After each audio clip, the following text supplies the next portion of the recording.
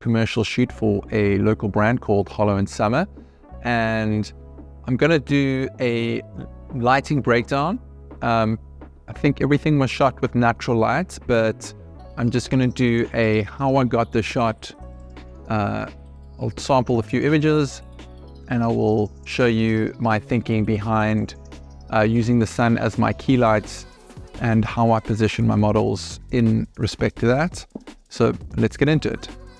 Okay, so sunrise is at about 6:30 of the time of the shoot, but the sun only hit the beach at around 9, so that's the time we're shooting. And as you can see where the model shadow is running directly behind her, so I'm using obviously the sun as my key light, but we are front lighting.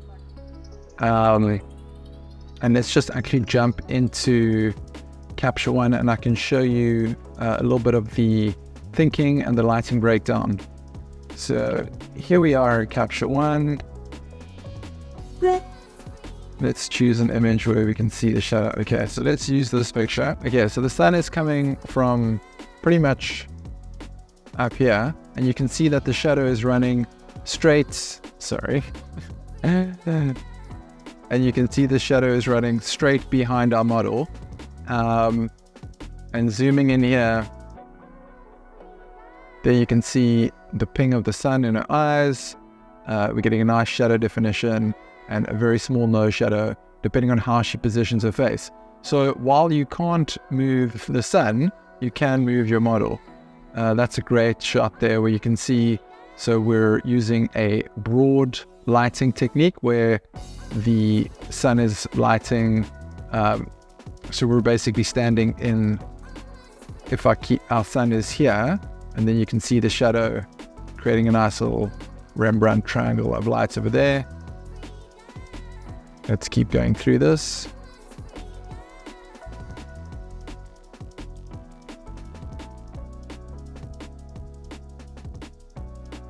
So here we go. This is a great example of, having to learn what you see in camera, or should I say on the back of your screen, versus what you're going to see in the raw file. So here we can see there is a lot of information in the shadow detail, which creates for a really nice picture. But on camera, on the beach, possibly that's going to look a lot darker, and you can't really trust the back of the screen. And yeah, you can see, so the sun is coming through this side and creating a nice shadow over here, and we are getting a nice bit of bounce coming in just off the rocks into the shadows, which are opening up those shadows. There is no reflector in the shot. This is purely the bounce that is coming off the rocks and the sand. Another good example, look how much detail is still in there, and we could of course pull up a lot of that detail if we wanted to just go into our shadows and push that up. So don't be scared to have shadows on the model's faces. If that's something that you feel that you want to do. Scrolling through a bit more, that is a nice little color grade, almost to make it look like it was shot on sunset. I have a whole video about this technique, so please do go and watch that. Let's get back into the video and just let it play a little bit. So we've got two models together, just trying different positions with them. I tried to get them to walk down a little bit of a dune, but unfortunately that wasn't working super well. Let's just go back to that clip and see if we can find a shot of that, because that is a backlit shot. So let's jump back into capture one. That actually looks really nice. I haven't actually had a look at these, but there again you can see the sun is coming in from this side. We have a lot of sort of natural light fill on that side. There is our little Rembrandt triangle of lights under the cheek of our model. Yeah, these actually came out really nice. Again, a lot of this is knowing your camera, knowing the dynamic range. I say that loosely because, as you can see, if you have a lot of full light, that effectively negates the whole debate of dynamic range when it comes to highlight and shadows. Because if you're lifting up your shadows, able to lift up your shadows, then you're balancing out those. You're balancing out the contrast of the image. Okay, so that's front lit again. You can see I've changed my angle a little bit. The sun is coming in from this side. We can see the shadow is almost behind it. And look at that nose shadow. It's just a little bit off to the side. Probably not the best idea. And then let's go and look for some of those backlit shots. Again, you can see this is the shadow side, and yet it has still got a lot of detail in the model's face. Okay, so that is backlit, and in this shot, I mean, lots of detail here. I've not touched these images. These are straight out of camera. I do shoot in automatic white balance, and that gives you a good indication of where the sun is coming from. Do we have another shot?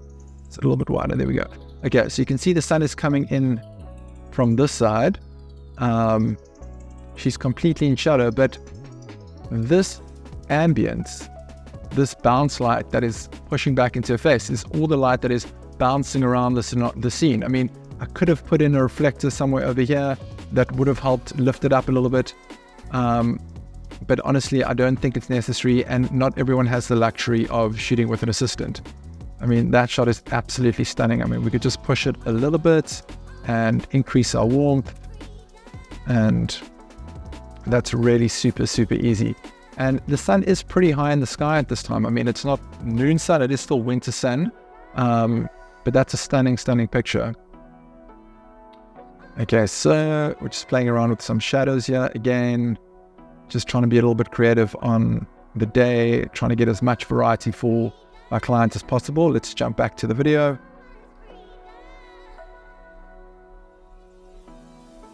Okay, so we changed locations. We went to the gardens, and just going back to this little clip here. It's always good to confer with the client. She did have a brief that I was trying my best to follow, and it is important to sort of confer with your clients from time to time in the shoot. I wasn't shooting tethered, so she couldn't see the pictures. I'd have to show the back of my camera, which in some instances, shooting tethered might feel like it's slowing you down because you don't have that much flexibility. But at the same time, the client can see the images that are coming in and then can give you the go-ahead to move on or to keep shooting, depending on whether you've got the shot.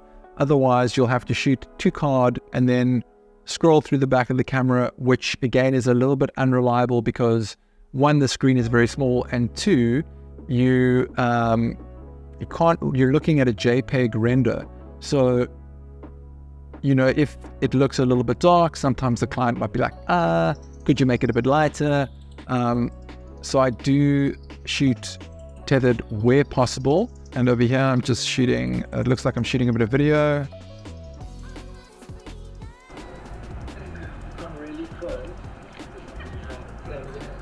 Yeah, so I've got a little eyepiece when I'm not shooting with a monitor that I use that covers the LCD screen. I will leave a link in the description. It is a lifesaver. Again, if you don't want to carry around a lot of gear, or if you want to have a really low footprint, something like this little viewfinder, which basically is just a loop that you stick or even hold over the LCD screen to see the picture clearer. Because obviously with reflections, it's very hard to see what's going on. Okay, so let's jump back into capture one. Again, backlit. So this picture was taken at 11:15. Again, winter sun. Feels like the sun is coming from here, almost overhead. And then we're getting a lot of full light, a lot of fill coming in from bouncing off the grass and surrounds. And again, just a little tweak here, and that is really gonna start to look like a beautiful picture. So the main thing is to get your shots right in camera, to know your gear. I do shoot on auto white balance. In this case, I probably could have set it to shade. That would have got me there quicker without having to do anything. And also to show the clients it looks what it looks like. In this instance, I think the dapple light really worked. But the client does like full sun. Remember, shooting in direct hard light is going to give you a lot more saturation in your clothing. So if we just look at those two shots side by side, backlit shots. So you can see the colors in the backlit shots are more muted as opposed to the rich saturation that is coming from your direct sun. So that is something to think about when you're shooting, is when you're using lighting to help to highlight your products. Do you want it more saturated, less saturated, more contrasty, less contrasty? So ways to describe lighting in terms of hard versus soft light, that's one thing, but also thinking about color contrast, saturation, that is a whole nother conversation. And again, sometimes your clients are more interested in does the product look good as opposed to does the model look good, because they're not selling the model, they're selling the product. So that is also something to think about. Do you think the sun is getting pretty high? You're starting to see a little bit of the shadows coming under her eyes over here, which is never great, but I still think it is a good shot. I mean, that is a product shot. Client loved that. And again, I don't really have to do any editing.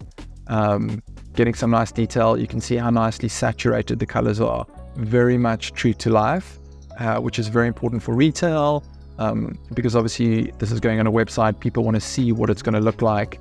And while you can never really accurately get or replicate colors on screen as to real life, because obviously it will look different under different lighting conditions, everyone is going to see their product in the sun at some point.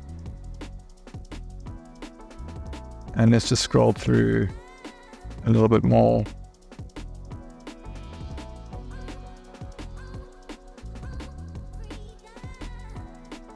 Okay, so at this point, again, I'm pretty much shooting everything directly into the sun. Here, it's starting to get a bit hot. You can see under her eyes, the shadows are getting quite heavy. And time-wise, this is already 11:30. So while it is winter sun, it is certainly getting up there in the sky. But I do want to show you one specific picture where if you tell the model to lift her face, that's a great example. You're seeing the light coming through, but while she's lifting her face up, we're getting a lot of good lighting, eliminating a lot of those harsh shadows under the eyes. And yes, it is straining on her eyes, so either get your model to wear glasses or close their eyes, give them a 3, 2, 1 count, and then take a few shots, let them close their eyes again. Some more product shots. Okay, so in this shot, I wasn't really a huge fan of this, but you can see in the catch lights there is a large reflector under the eyes, and the sun is coming in through the top here, but we're getting all this bounce coming in. Client loved it. I wasn't a huge fan. This is actually the final image. Is it? I don't think it is. That is definitely not the final image. I do apologize. There's another one shot in sort of open shade. So we can see the pockets of light coming in through here, sort of pushing through the trees, and then we're getting all our bounce lights coming in. Now, shooting in this way, using open shade, is a great way to get very flattering, evenly lit images with very little shadows. If you're doing a commission for a model test shoot, or a portrait session, or a wedding session, or whatever the case may be, this is honestly one of your best ways to get very, very flattering light, because everyone looks good. in these shots with no harsh shadows, no harsh lighting, because not everybody's skin is going to read well in direct sunlight. So there is a particular shot I am looking for you guys. Okay, so here you go. Here, what I've done in this shot is I've got the model looking sort of straight up towards the sun, and you can see the shadows coming directly down, but it works. So that is a great way to shoot in sort of midday sun, where you get the model to turn her face up towards the light, whether it be straight up or straight to the side, so that most of her face is being illuminated and her eyes and her nose aren't casting shadows on her own face. So that is pretty much all I have to say for today. So we'll play out with a little bit of B-roll from the day. If you like this video, if you found it helpful, please do like, subscribe, give it a thumbs up, whatever the case may be.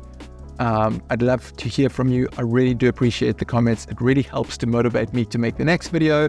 I do know this video was a little bit late. I am doing my best to upload weekly. So that means I have another video to get through this week, which I will do my very best to get to, but we'll see you in the next video.